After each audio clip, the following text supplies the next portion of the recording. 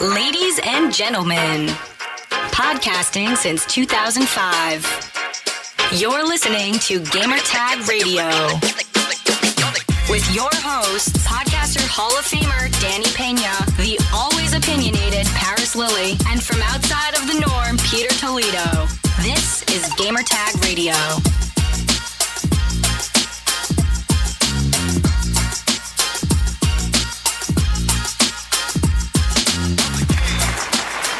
Hi, welcome to Gamertag Radio, episode 796, and this is your host, Danny.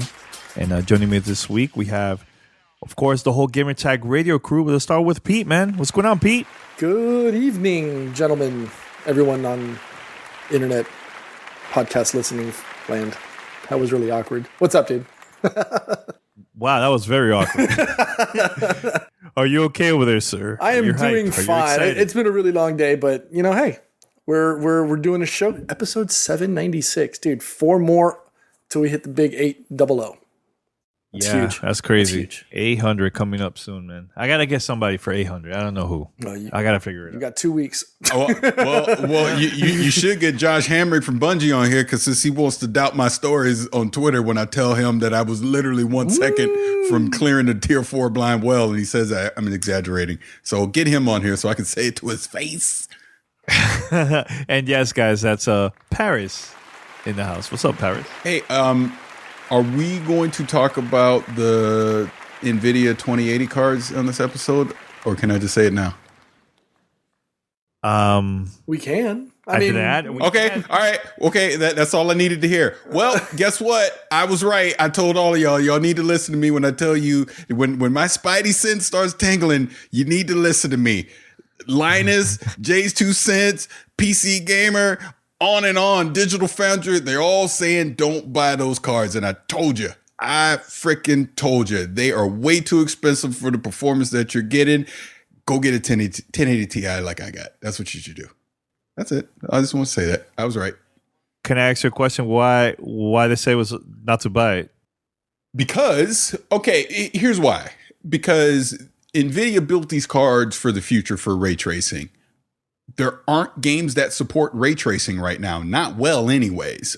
It's going to take time. Honestly, you're really not going to see games take advantage of ray tracing until the next gen consoles in 2020. So these cards that are coming out right now in 2018, you're spending $800 for a 2080. You're spending $1,200 for a 2080 Ti. And when you look at the benchmarks compared to the 1080 series cards, they're not that drastic. Not for the price performance. Like Jay's 2 cents brought up.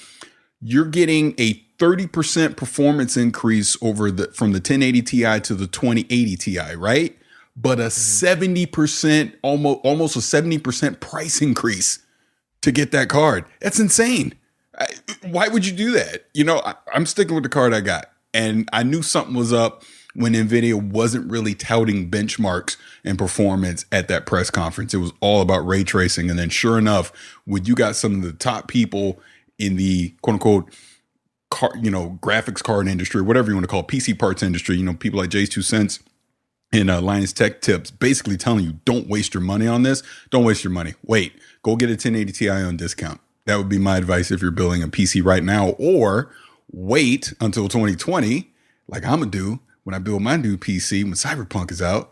And guess what? These 2080 cards are going to be the old gen anyways. They'll be on to the next gen. They'll be the next family of cards, the 2180s or whatever the heck they're going to call them.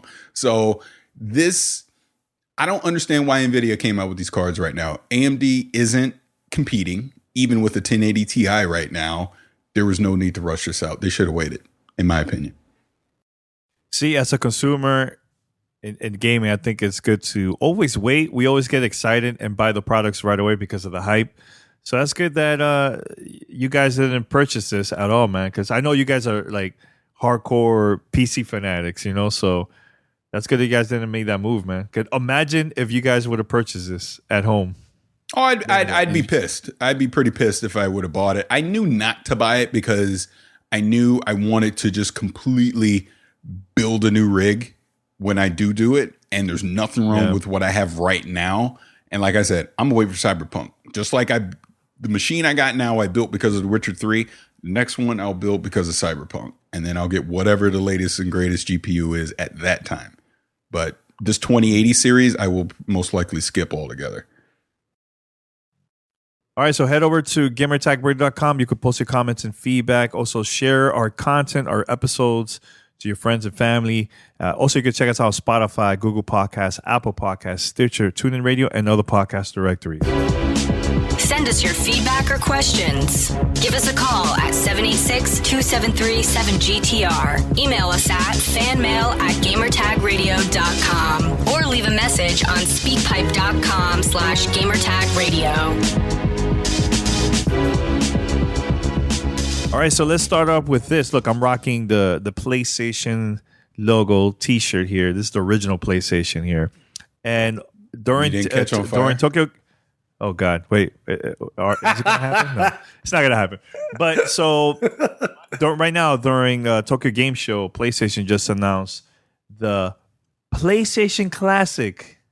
PlayStation Classic, similar to the NES Classic and the Super Nintendo Classic from Nintendo. Actually, I think Nintendo deserves some royalties because of that name, man. You know, but in this device, it's the PlayStation original version, a lot smaller. It's gonna have 20 games. So far, they only been announced like 5 games: Final Fantasy, Wild Arms, Tekken, and a couple other ones. Now, this is gonna also comes with 2 controllers. This is gonna cost $99. I just want to get your opinion about this because I have a lot of things to say about it. But go ahead, guys. Going back to what I posted on our Discord server earlier today, I just don't see the need to keep rehashing and bludgeoning consumer wallets with get this classic, get this new device with these old games that you may already have in your possession and trying to rekindle that spirit from the past. I don't know. I'm not a big fan of that. I haven't picked up any of the NES classics. I'm not going to pick up the PlayStation Classic. I sure enough not going to get a Duke Classic if and when Microsoft decides they want to do that at a later date. So I am not a fan of these things. All right, and you, Paris? Yeah, it's like I tweeted earlier. Instead of these PlayStation Classics and NES Classics and all that, just get real backwards compatibility. That's all I really care about. You know, not, and let me be clear, not that I'm a big backwards compatibility person. I'm not. But if you're going to do it, do what Microsoft is doing. They're doing it the right way. Like I said, when this NES Classic came out, everyone was all excited for it. My kids probably played the thing for 2 weeks. I don't think it's been turned on since. I don't know. It's gimmicky. It's a money grab. I know there's that nostalgia thing that people will go grab it. But if PlayStation, and I've said this before, when PlayStation 5 comes out, at a minimum, PlayStation 4 games better be playable on it. And if they really want to compete in that arena, try and get back at least into the PlayStation 2, if not all the way back to the beginning with PlayStation 1. That's what I really want to see. This PlayStation Classic stuff, I have zero interest in it. I know what you guys are saying, but again, I mentioned this during the NES Classic and the Super NES Classic. There's people that don't have the money to buy a new console. So you always got to think about them too, man. It's not about what we want. What about the other folks that doesn't have the $300? I don't think this applies in this case. But you asked what our opinion was on this specific thing. And I totally get that there is a subset of the market of people that like these type of things. Danny, I know you're one of them. I know you enjoy playing retro / classics, even though it could be 10, 20, 30 years from the past. I get that, and I understand it, and I'm not trying to bash or knock any of them. I'm just saying, for me, I don't see the enjoyment or the benefit of buying it. I mean, Paris was the guinea pig for the Nintendo Classic 2 years ago for the NES Classic when he got it for his kids, and that thing's been collecting dust, 3 weeks after Christmas. Got up at 1 o'clock in the morning to get that damn thing. He's still trying to recover from sleep. Mm-hmm. But here's the thing, man. Here's the thing: the NES Classic and the Super NES Classic has been outselling all the current consoles right now. even beating the Nintendo Switch. Okay, but you're Once arguing. again, We're not arguing that though. But we're not arguing that though. You're saying it to us like we're saying that it doesn't make money. Of course it does. I'm bringing it up because it's part of the conversation. I'm not totally against what you guys are saying. I'm just bringing it up that even though we probably not gonna buy this, or we don't agree with this, and so on. There's gonna be people that are gonna be buying this. So that's why PlayStation is doing it. That's why Nintendo is always going to be doing it. Xbox, technically, they don't have to do this because they'd rather promote their current console instead of bringing back the original console. But here's one thing that I have to bring up because I'm kind of confused because originally I could have sworn one of the execs from PlayStation was totally against about, releasing all these like old games from like the original PlayStation. And actually there was a quote, and I'm trying to look for it, the original quote from him. This is from Jim Ryan, one of the execs from PlayStation. He said, I was at a Gran Turismo event recently where they had PlayStation 1, PlayStation 2, 3, and 4 games. And the PlayStation 1 and PlayStation 2 games, they look ancient. Like, why would anybody play this? That was last year, 2017. A year later, PlayStation decides to release a PlayStation 1 Classic with 20 games. So they're going to release this, a PlayStation Classic now, man. So I don't know. I'm kind of confused with PlayStation right now. Kind of confused. Maybe they got to see the success with Nintendo Classic and Super NES Classic. Maybe that's why they changed their minds. But anything else you guys want to say about that? Or no? I don't think there's any confusion at all. That's exactly what happened. They were like, Nintendo is making hand over fist with this thing. We trying to get on the money train too. So they did it. Bottom line, I mean, to me, it's really that simple. Like I said, now I don't fault them for making money because there is a market for it. And of course, I'm just saying from my standpoint, I wish they didn't. I wish they would just do backwards compatibility. That's what I would want. I wish Nintendo would do it, but they're not because no one is forcing them to do it. There isn't any pressure for them to do it. Like I said, I don't think Sony's going to see any real pressure to do it until PlayStation 5. I don't think they can go head to head with Microsoft, the next gen consoles, and say, yeah, all those games that you bought on PlayStation 4, yeah, you can't play them on the next one. You better keep your PlayStation 4 or use PlayStation Now. Mm-hmm. No one's going to want to hear that. They're going to want to play God of War, Spider-Man, Last of Us 2, Horizon Zero Dawn, et cetera, on the next console in 2 years, and they're not going to want to say, well, I got to keep my old PlayStation or I'm screwed. They don't want to hear that.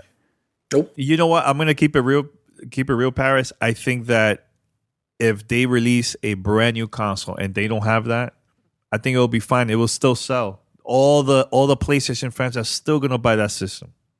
I don't see them getting mad about it at all. If they're not getting mad now. You don't think so? Here's what I think. I think it opens up the door for Microsoft to get market share is what I think.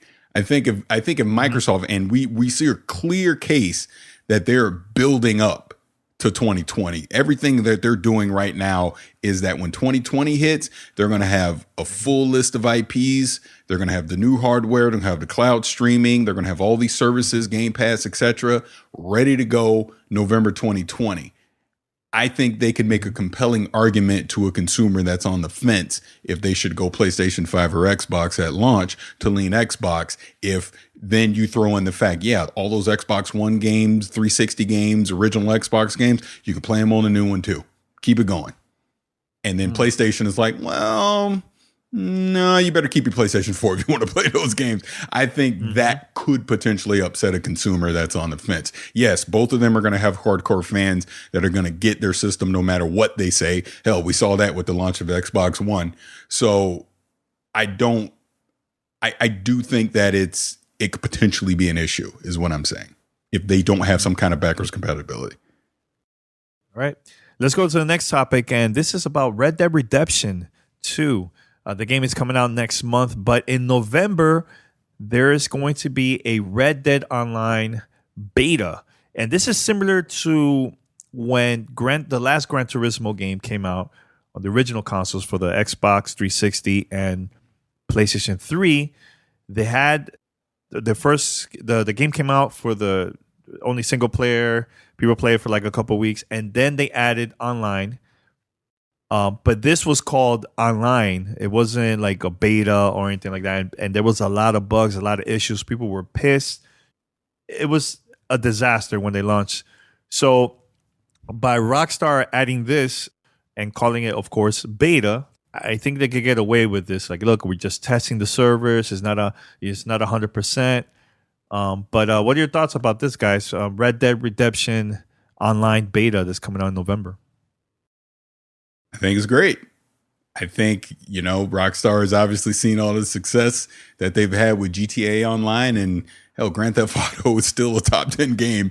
And then it came out, 2013 or something crazy like that. So of course they're going to replicate that with Red Dead. Not shocked at all. I think it's a very smart move that when Red Dead Online comes out in November, they're going to put the public beta tag on it. So when there are issues, and they're saying it up front, they could troubleshoot it and they won't have people getting upset because they know it's a beta. Mm-hmm. Your thoughts, Peter? You were excited today when you were posting that on our Discord channel. Oh, no, absolutely. Well, anything Red Dead Redemption related is going to cause a big stir, whether it's on social media, through gaming media, etc., and rightfully so. It's going to be the darling this holiday season. With the way Grand Theft Auto Online went last year, or when it launched in 2015, when it came out during its launch, it came out with a slew of issues. And so there's going to be a bunch of eyes from a network, from a server infrastructure perspective, trying to ensure that Rocksteady delivers Red Dead Redemption Online as a solid product and try to avoid what happened with its last release. So, there's people looking at it in a positive light. There's people from the naysayer committee that are looking at it, hoping that it fails so that they can come back and say, I told you so. It's going to do exactly the same.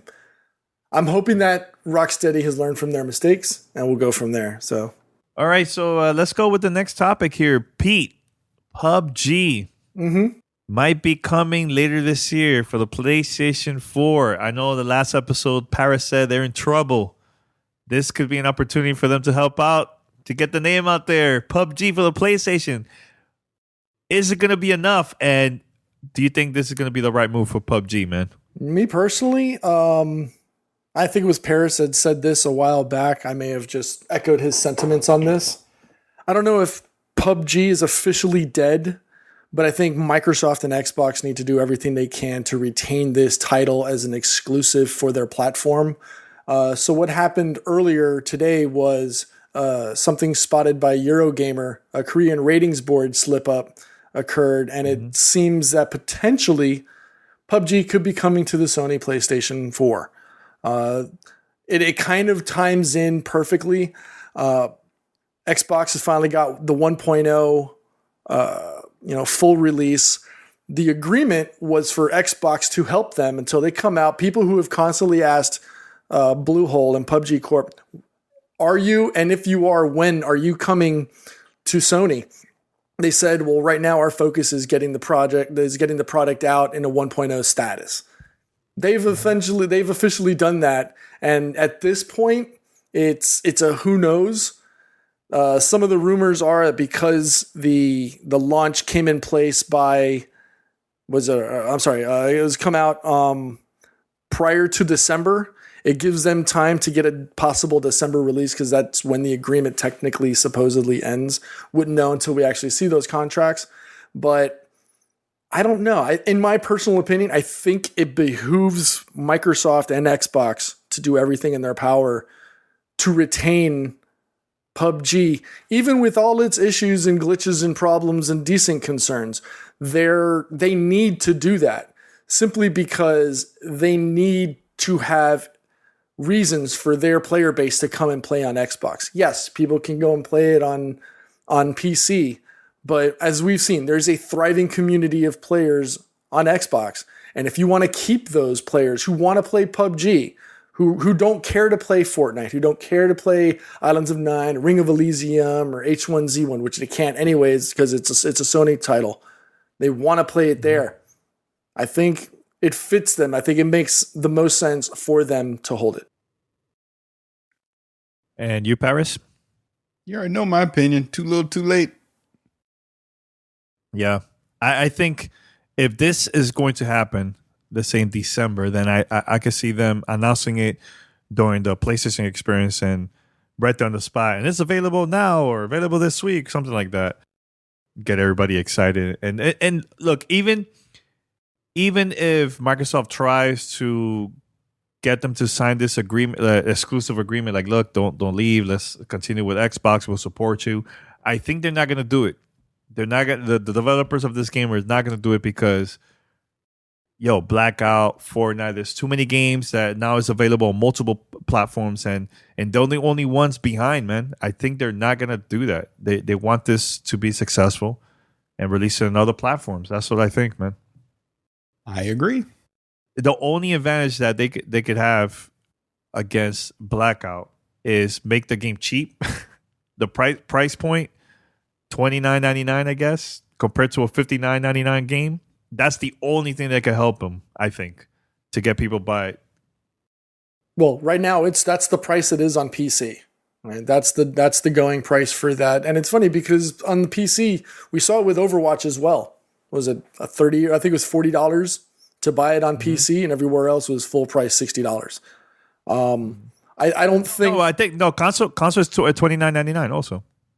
Now, but not during launch.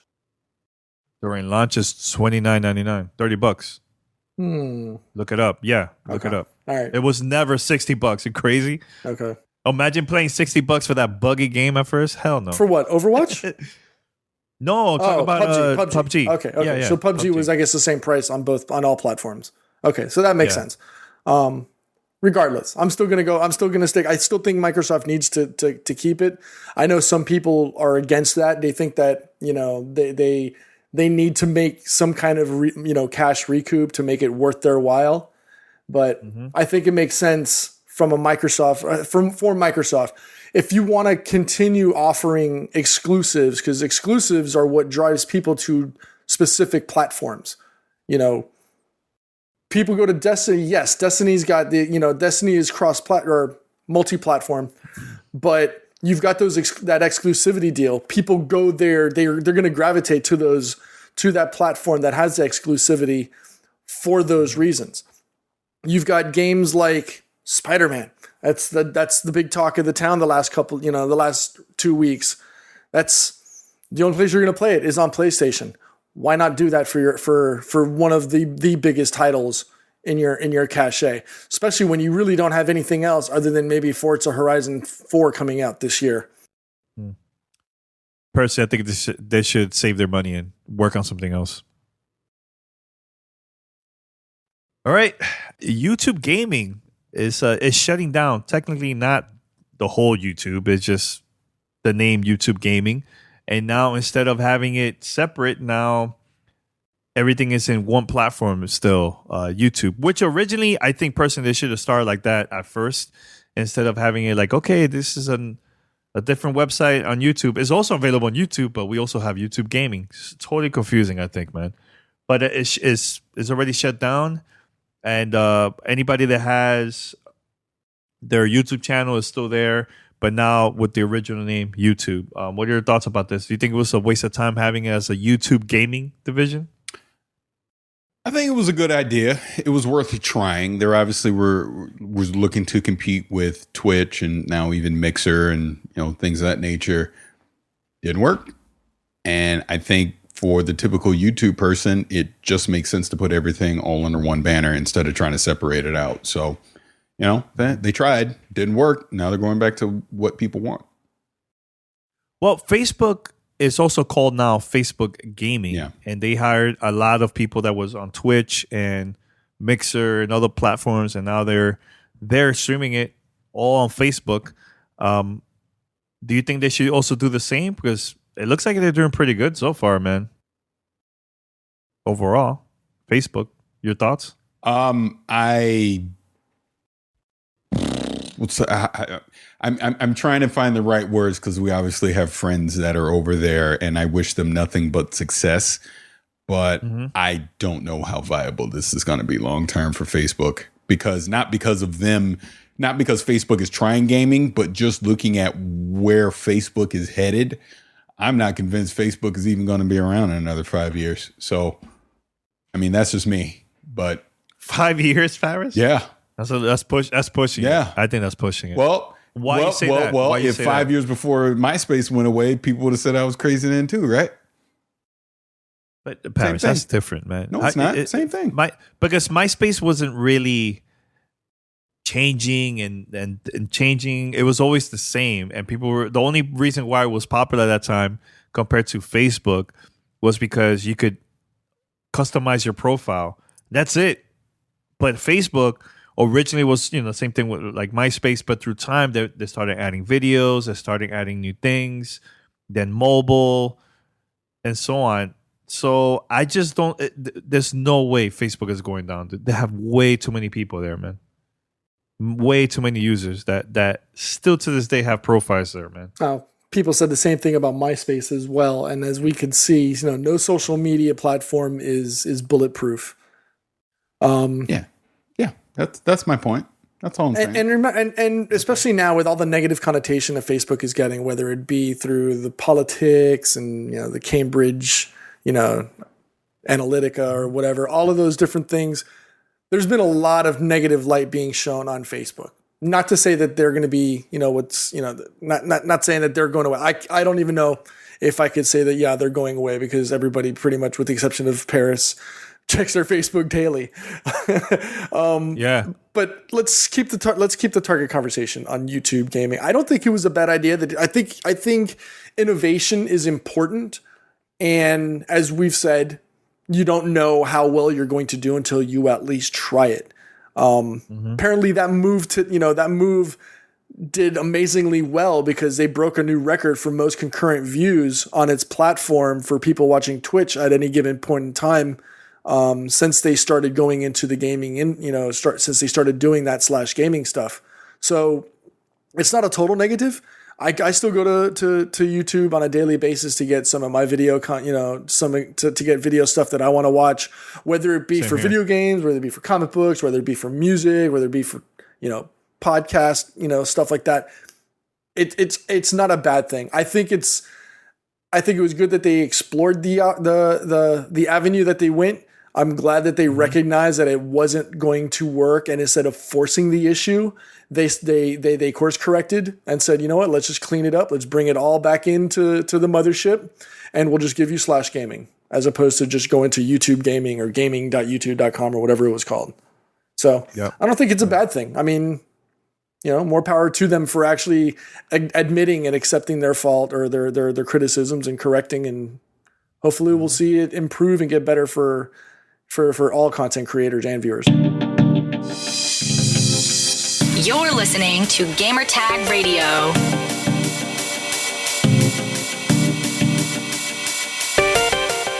Paris, quick question, man. You already signed up for Nintendo Switch Online yet, or no? Not yet. I'll wait for Mario 3. Mario 3 is available. I thought it wasn't until October. It's already out? No, that's what I thought. But last night, I guess already you were my source, so there you go. Tell on yourself. That's why I didn't. And I told you this already that it wasn't. No, that's what I thought. I thought originally it was coming out in October, but no, right now there's like a bunch of games available. Once you sign up, you could try it out for like 7 days. You do need your credit card in there if you want to try it out for 7 days for free. After that, I think they charge you like $3.99 automatically. What I did, I went on last night, did a quick update, went to the store, downloaded the Nintendo Switch Online app, downloaded. From there, I subscribed for the whole year, $20. Super easy. It was really easy to do. Once that happens, then you go to the app, and there's like a bunch of NES games there that you could play solo. You could play 2 players locally, or you could play online with a friend. It's not that you play with randoms. It's only with a friend. I did play Tecmo Bowl, Mario Brothers 3, the original Mario Brothers, so Double Dragon, old school game. What else? Pro Wrestling. Pro Wrestling. I played that too last night. I played that last night. Dr. Mario. Yep. Gradius. Yoshi. I played that. Yep. Ice Climber, Ghosts and Goblins, Excite Bike, Legend of Zelda, Super Mario Brothers. See, Excite Bike and Pro Wrestling would probably be the only 2 titles that I'd go in and play. Yeah. I mean, $20 is not that bad. I downloaded that, started playing all these games. I think I slept like at 1:30 last night just playing all the old schools games and so on. So I also tried to play with other friends, and some of them had it private, so I couldn't play with them online. But probably to do that today. Now maybe there's they didn't more want people you to play with you. that subscribe. That's why. No, it's not because of that. No. But I did that. Also, I back up all my save games to the cloud, which is really cool. Super easy. You go highlight the game that you want, select it, and just upload it to the cloud, man. I did it to a bunch of games. I did it more to like the important ones like Zelda, Mario Odyssey, Mario Kart, games like that. I uploaded all to my cloud. Super easy so far. The only thing that I still to this day I hate it is the whole Nintendo Switch app where you do the voice chat through your phone or you could use your tablet. I'm totally against that. I'd rather just use Discord or just play online with no voice chat. I think it's fine. I think there's a lot of potential with this service. Now, I wish there was a way for us to send messages to like our friends, similar to like PSN and Xbox Live. But look, as Nintendo, I think it's okay because it's only $20. I'm okay with it. And also, by the way, every month they're gonna have 3 new games for free every time. As long as you're a subscriber, you keep all these games. So I know next month 3 more is coming out. I think Ninja Gaiden, which the one that I really want to play again, is coming out in December. Yeah, next month. So what is it that comes out next month? Next month is Solomon's Key, NES Open Tournament Golf, and Super Dodgeball. Super Dodgeball. And then don't care about none of November those. is Metroid, the original, Tecmo's Mighty classic. Bomb Jack, and Twin Bee. Mm-hmm. And then we have Wario Woods, Ninja Gaiden, and Adventures of Lolo in December. So question, because I know we talked about this on the last show, and there was a concern about saving your games in the cloud. And if for whatever reason you don't renew, you lose your saves. Is that forced that you have to save it to the cloud, or is that optional? No, that's optional. But, I don't want to lose all my content. I've been working hard, so I have up to a year. And I have to remember that the end of the year, I mean, it's not right now, it's signed up as automatically. But I think based on the feedback, Nintendo can make that change, like maybe keep it there for a couple more weeks or like a month or so. Because imagine, I totally forgot, it's been a year. My credit card, let's say, gets stolen. I get a brand new card. Totally forgot to add that card to my account. And then next year, they try to charge me and they just suspend my account. I'm going to lose all that stuff if they don't make that change. Exactly. Which is it's not fair. There's going to be a lot of people that are going to have that issue, man. Probably going to have different reasons why, but right now it's a great time to send your feedback to Nintendo of America, so they could also send that feedback to Japan, because Nintendo Japan is the one that actually in charge of all of this, man. So send your feedback, man. I think by instead of us complaining and screaming, that's not going to help. But send your honest feedback on how they can make the service better. So, but I think it's cool. I think it's pretty cool, and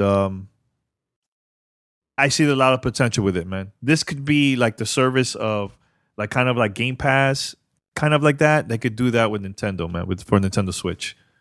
So Paris, you have any questions? No, I mean, you said it perfectly. People have to voice their opinion. I mean, do it respectfully so that Nintendo actually listens and, get those kind of things fixed. So Paris, are you going to go get Nintendo Online right after the show?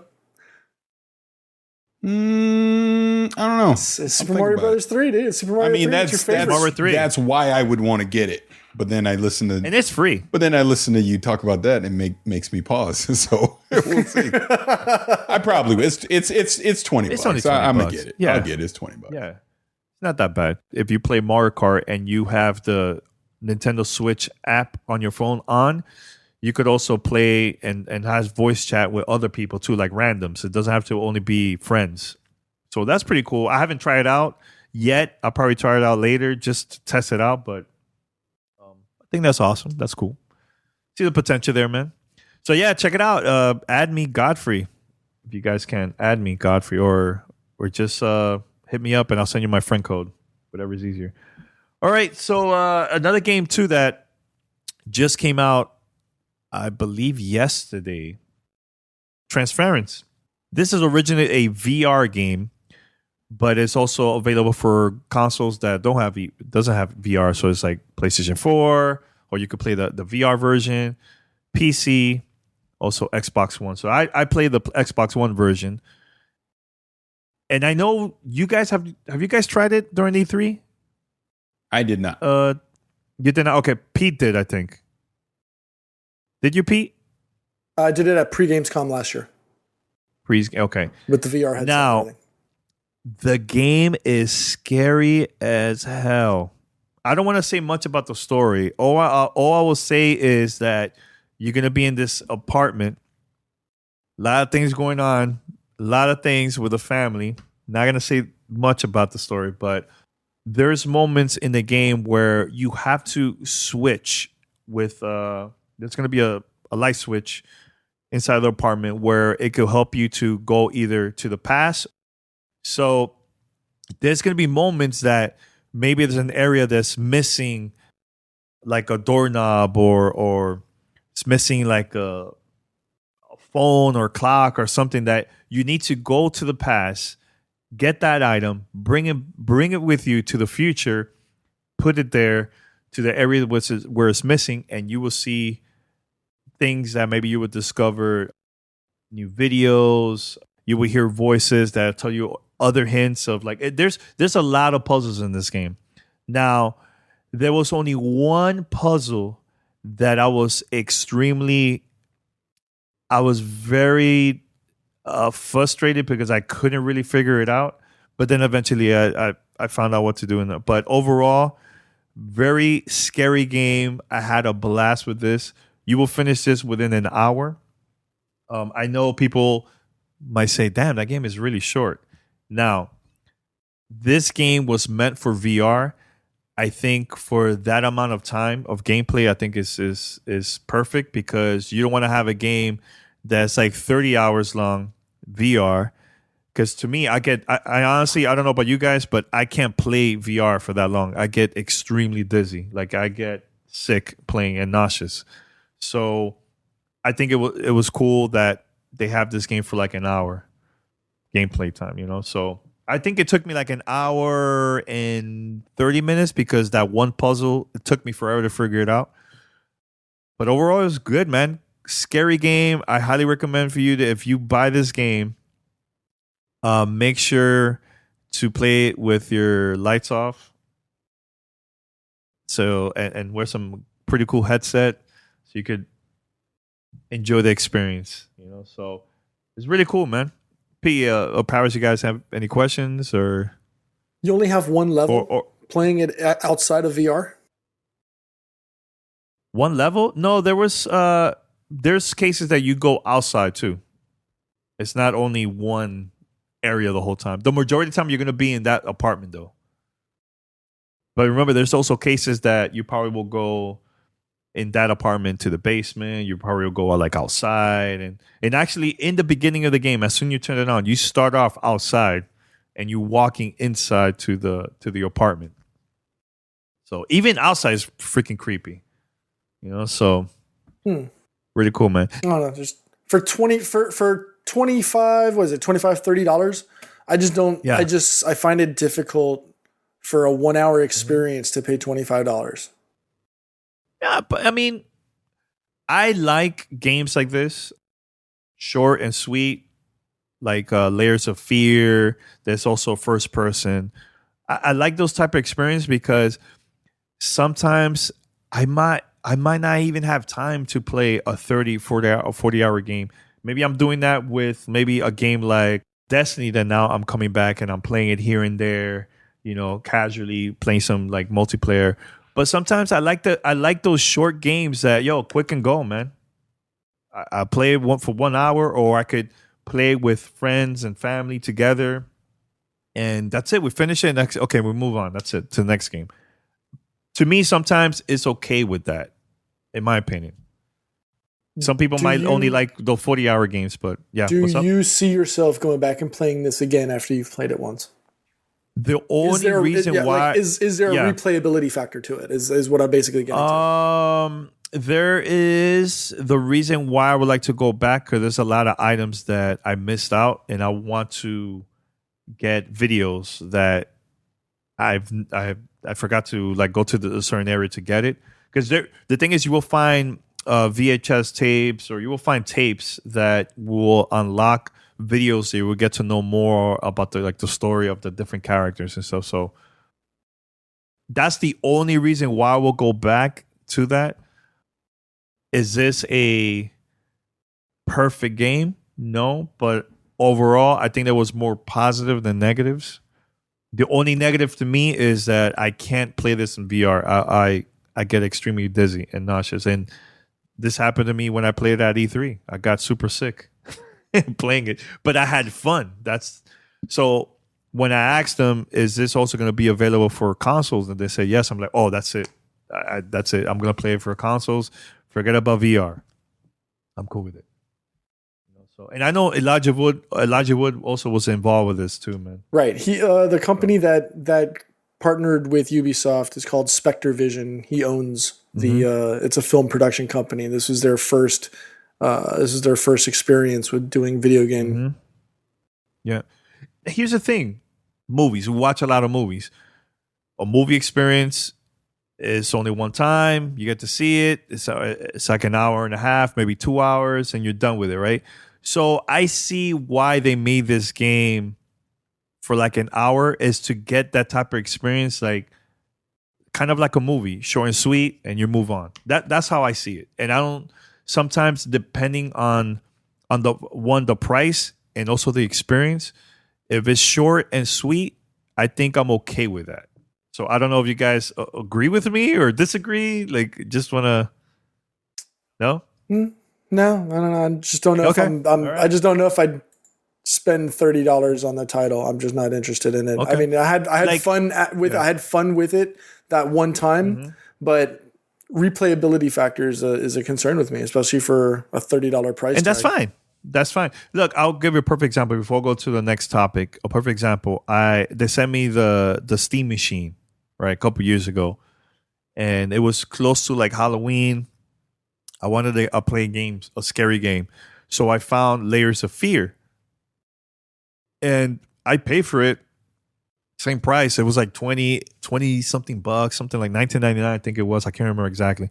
I downloaded it. The game is super short. I finished it within an hour. And I was like, wow, that was an experience. And I also got it again for the Nintendo Switch and also for the Xbox, because I just love those type of games, those scary first-person view games. Like, I just love that, man. So I had a great time. So you already listened to my review of Transference, but guess what? I have a free Xbox One code for you, the listener. And here it is, PPTW2 K7VGD P3R2Y DCV7T 2W7VZ. Enjoy the free game, guys. Dead Rising studio, Capcom Vancouver, got shut down, man, out of nowhere. Damn. The last game that I played was the Dead Rising that came out a couple of years ago. And I think it was a decent game. It wasn't super great, but I had a blast with it. What are your thoughts about this, man? Because Capcom lately has been doing great in Japan. They're doing some awesome things now with their games. But I can see why they shut it down. They really didn't need the studio anymore, man, if they just focus on their games in Japan. Your thoughts about that? Sign of the times, unfortunately, it's business. If the titles coming out of there weren't profitable, then it's going to go away. I mean, it's really that simple. If they were, it wouldn't. And you, Pete? Not surprised, but it is a concern when studios close. I don't know if Dead Rising was the success. It was, I don't know if they hit their goals or their numbers, but is it concerning? Yes, but hopefully, the engineers, the developers, the artists, and everybody are able to find work elsewhere. Because, some of the games that they did work on were good. And which ones, in your opinion? Didn't they work on any of the Street Fighter games, or was it just Dead Rising?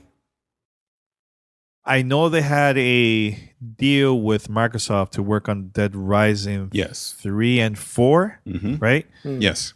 But I know Microsoft also put a lot of money into funding that game too. So that's the only ones I can remember, unless there's other ones. I think they worked on mobile games too in Vancouver.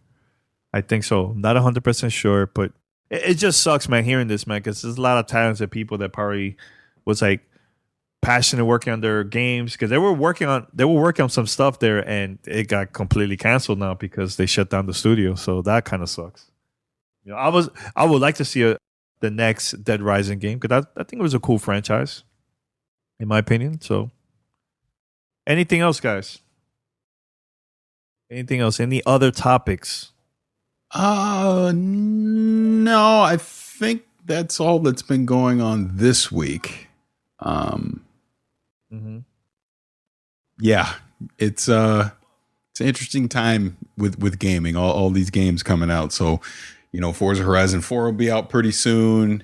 Assassin's Creed Odyssey will be out pretty soon. Obviously, Call of Duty, Red Dead, on and on. Oh, there was one interesting thing. Uncle Pete, old Pete Hines over at Bethesda, did confirm that Wolfenstein 3 there will be a Wolfenstein 3, because there was actually some a little speculation that maybe there wouldn't be, because Machine Games is going to kind of start focusing on the Youngblood part of the Wolfenstein world, but they will do a Wolfenstein 3 proper. And with, I never say their name right, Arcane Games, right? That's the other studio under them. Anyways, They're the guys that made Dishonored 2, and it kind of sounds like Dishonored's going on a break, but then Pete Hines was like, don't necessarily believe that. So it'll be interesting to see what happens with Dishonored, which I also think that sequel was another victim of coming out during the holiday when it shouldn't have. If they'd have put that game out in the spring, or late summer, early fall, I think it would have had a lot more success. But it came out right in the middle of the whole Call of Duty, Battlefield, Titanfall, all that stuff, and it just got lost in the shuffle, unfortunately. Which, by the way, I think might happen to Fallout 76 this year too. Just putting it out there. When that game comes out, is that November or October? It's November. It's right after Red Dead. So right after Red Dead, and also is it before Battlefield? Yes, it's before Battlefield. So wow, they're gonna be in between Black Ops, Red Dead, Assassin's Creed, and Battlefield. That's a lot of games, man. Yeah, but there's gonna be fans that are just gonna buy it just because it's Fallout. They don't care about Red Dead, and I'm serious, man. They don't care about those violence games. They rather prefer to play some RPG, especially online. I can see that too, man. Yeah, but this isn't a traditional Fallout game, since they're kind of pushing the whole online aspect. That's why they're doing the beta and all that kind of stuff. I mean, I don't know. We'll see. We'll see. I just don't think Fallout 76 is going to be the big hit that Bethesda wants it to be. Just my 2 cents. Oh, and another thing, because I'm going to keep harping on this until the game comes out. US Gamer had an article where they spoke to some of the Anthem people when they had their panel at PAX, and and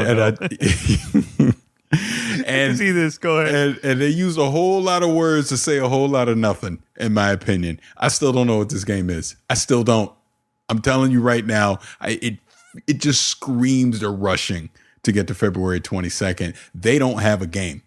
And in this article, they even further enhance the fact that this is not a PvP game. There's no PvP aspect because they actually touted that they don't have PvP because that's going to allow them to better balance the weapons, as if that's a good thing. Dude, I'm telling you, I am firmly on the, just like I said with these damn 2080 cards, and I said with Mass Effect, I am firmly on the, this game ain't going to be right. It's not. I'm telling you. I'm telling you right now, it is not going to be. I have something to say about that, Paris. Now, oh boy, here we go. Now, look. Does a game like that has to have PvP?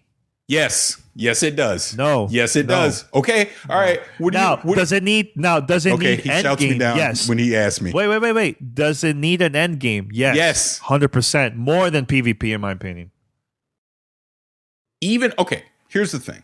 Even with Destiny 2, Forsaken, all this end game, it's amazing. There will be a point in time where we will have done everything in that end game, and it's going to be slow, waiting for the next content drop. Guess what fills the gap during that content drop? PvP. Same with the Division. So Anthem ain't going to have that. It's going to be freaking crickets and dust bowls. I'm telling you. I have no faith in this game. Zero. I'm going on record and saying that. I have zero faith that Anthem is going to be a good game. You know why? Look, man, I always mention Fantasy Star Online and even Monster Hunter. There's no PvP, but there's a lot of freaking content in those games. So if there's content, different games. No, because Anthem to me is more like Monster Hunter. It's not like Destiny. I love how you. Okay. I don't know. I see a lot of similarities in Monster Hunter with Anthem. The only difference being you're coming in with monster mechs as opposed to you're running around with a sword and a bow and arrow.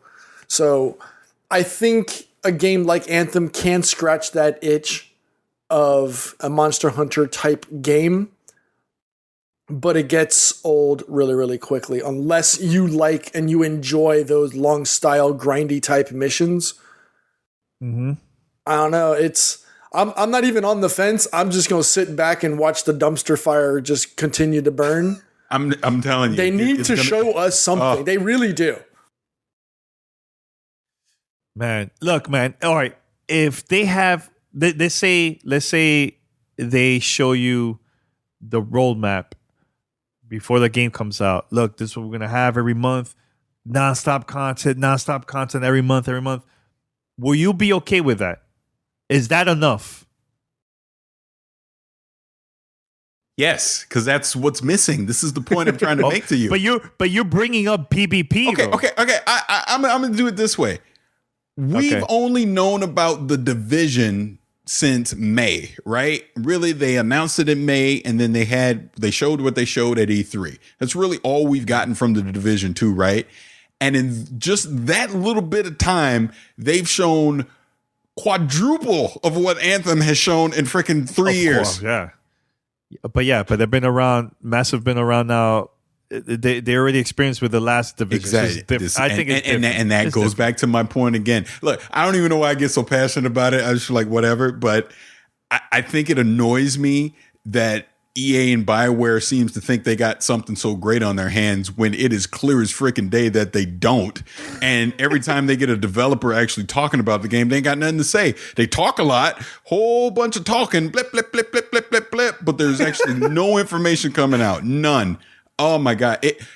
You know what? You know why I'm mad? You know I'm mad because I went to the EA Play and I stood up for freaking 2 hours to get to that damn Anthem part. And it was Casey and all of them sitting around like it was a fireside chat and they showing screenshots. I was mad. I go, this is ridiculous. Where is this game? Where is it? And I know there was behind the Command and Conquer. Oh my God. I don't think I've ever been so angry at a press conference in my life. That was the worst press conference in the history of E3. In the history of it. I done been to wait. I done been about No. I'm joking, obviously. No. I'm joking, obviously. But it's up there. The point is I was mad.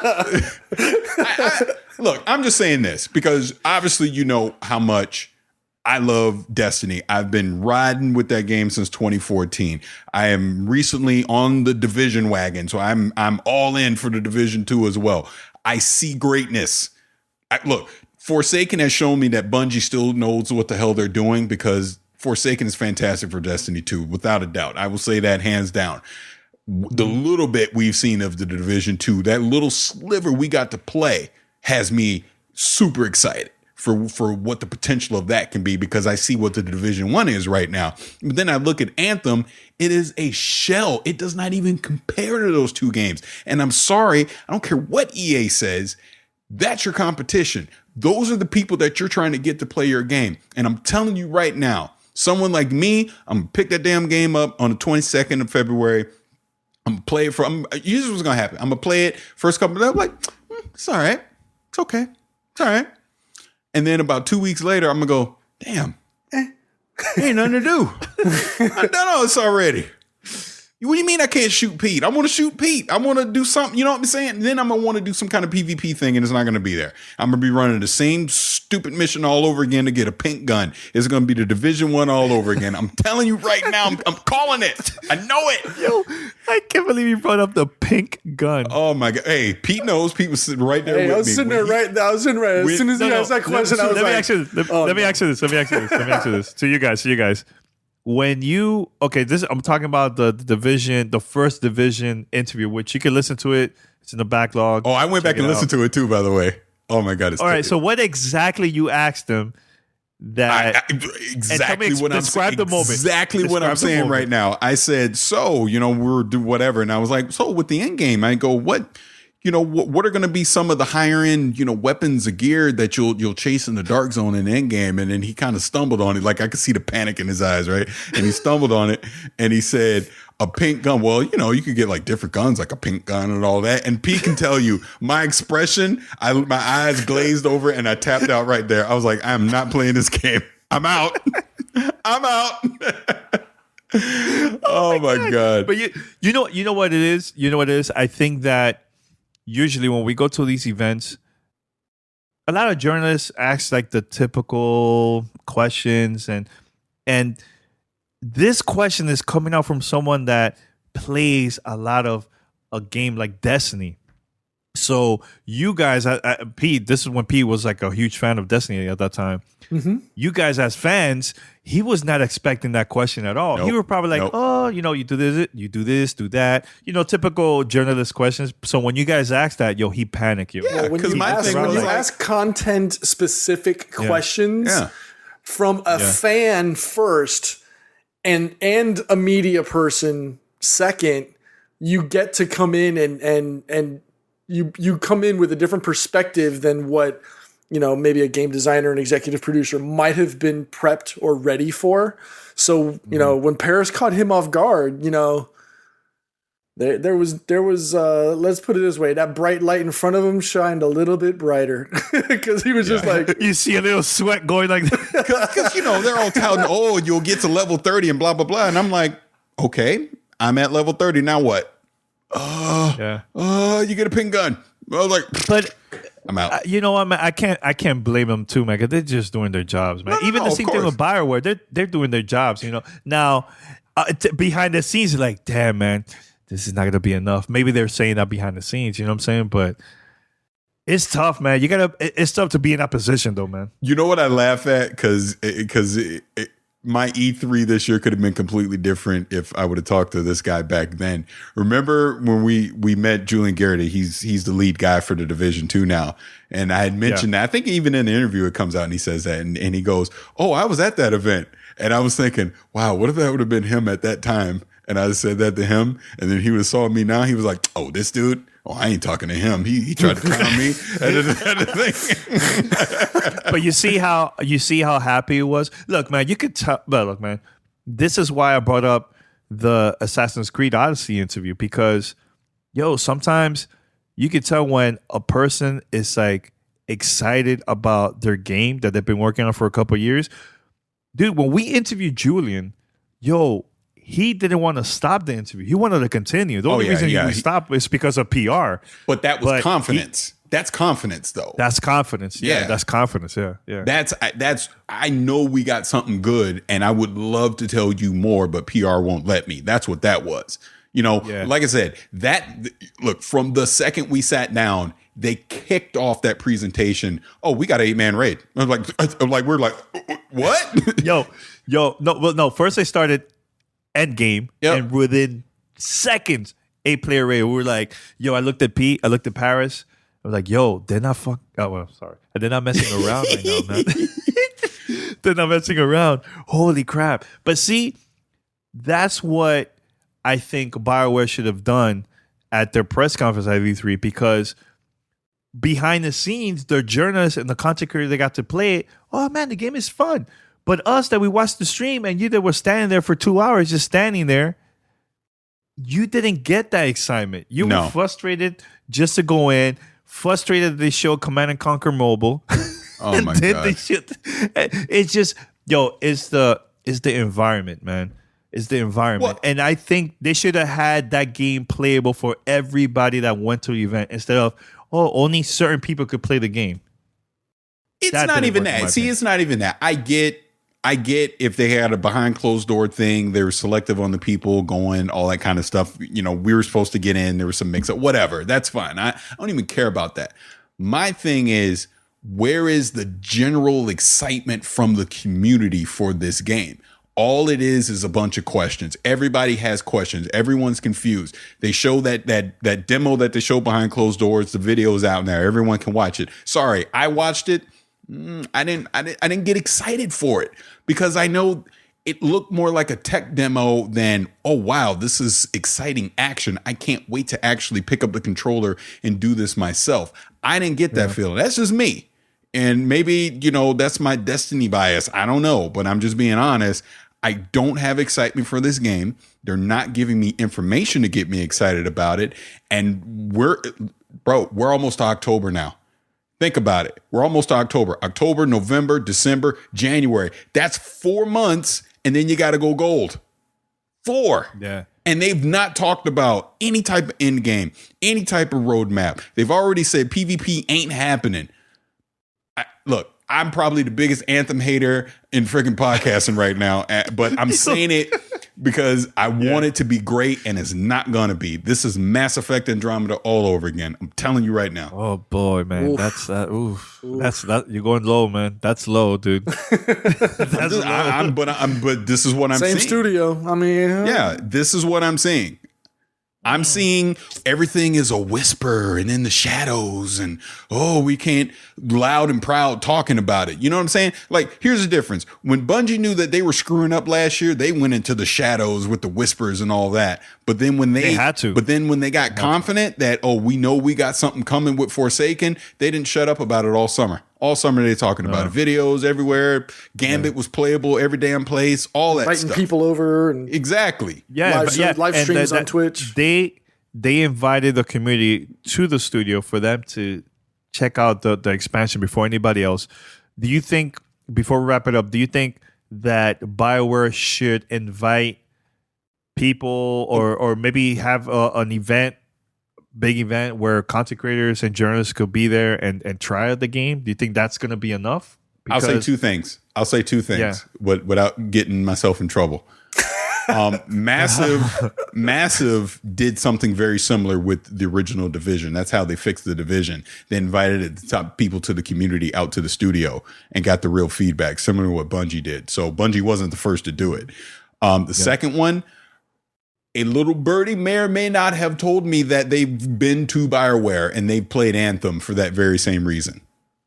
And I will leave it at that. I will not give what their opinion is or what they said, but they went. So BioWare is doing it, just not on a public scale to let everyone know. That's all. I think a smart studio would. I mean, if they're opening themselves up to a large potential for failure by not bringing in, I don't want to say just blanket community, but people that are, gamers that are well versed in a style of game that Anthem is trying to push out as. And I'll say this one last thing, and I promise I'll shut up about Anthem probably until next week. I know. No, you won't. All right. Anthem, They've missed all the big what do you call it, conferences or events. I mean, E3 basically was a no-show. PAX basically a no-show. Gamescom basically a no-show. It's not going to be at TwitchCon. What, PlayStation Experience? Maybe. I guess it's Tokyo Game Show. Xbox marketing. That's right. It's Xbox marketing. So nope on that. Video game awards. But that's not like a hands. That's a commercial again. You know what I'm saying? Yeah. They're not going to get up and actually, here's the roadmap for Anthem. Here's what we're doing. So that's not going to happen. Tokyo Game Show was no show there. So they're literally going to get to February 22nd, and there's not going to be any bit unless they're going to do a standalone reveal event, which EA is not necessarily known for doing. It's Mass Effect Andromeda. It's Mass Effect Andromeda 2. All right, what are your thoughts, guys? Hit us up, fan mail. I love how we spent the last 20 minutes talking about this, but I don't care. Be mad at me. I'm just telling you, this game's going to stink. I'm just calling it right now. I shouldn't say stink. Yeah. I'm just saying it's not going to live up to the hype that it should. And that, to me, is very disappointing. Look, my advice, BioWare, invite content creators that are fans of Destiny and Monster Hunter. Invite them so they could play the game closer to the release of the game, and let them release videos, man, and feedback and everything. I think that, to me, will work a little bit for like the hardcore fans, and also separate have also the journalists too from different sites. To invite them to the studio, man. Because look, every person I've spoken to about the ones that played Anthem, like I know Jensen Schreier mentioned this, Brittany from What's Good Games, a couple other people, man, they said that the game is actually fun. So I don't know. I'm like in the middle in a way. I think it'll be good, but at the same time, I'm just kind of afraid of like the way they've been communicating and marketing this game so far. It's been kind of, So I don't know. I'm in the middle, man. In the middle about that. So, all right. So let's wrap it up here. Head over to gamertagradio.com. Posting comments and feedback, and make sure to listen to our podcast on Spotify, Apple Podcasts, Google Podcasts, Stitcher, TuneIn Radio, and other podcast directories. And send us emails. Call us. We'll play on the show on the next episode of GTR. Anything else, guys? Nope. I'm sure I'm going to get enough angry tweets as it is, so I don't. Oh yeah, Vicious696. He has a blue check mark. Make sure to go to Vicious696. Until next time, we're out. Thanks for listening to Gamertag Radio. Be sure to like us on Facebook and follow us on Twitter.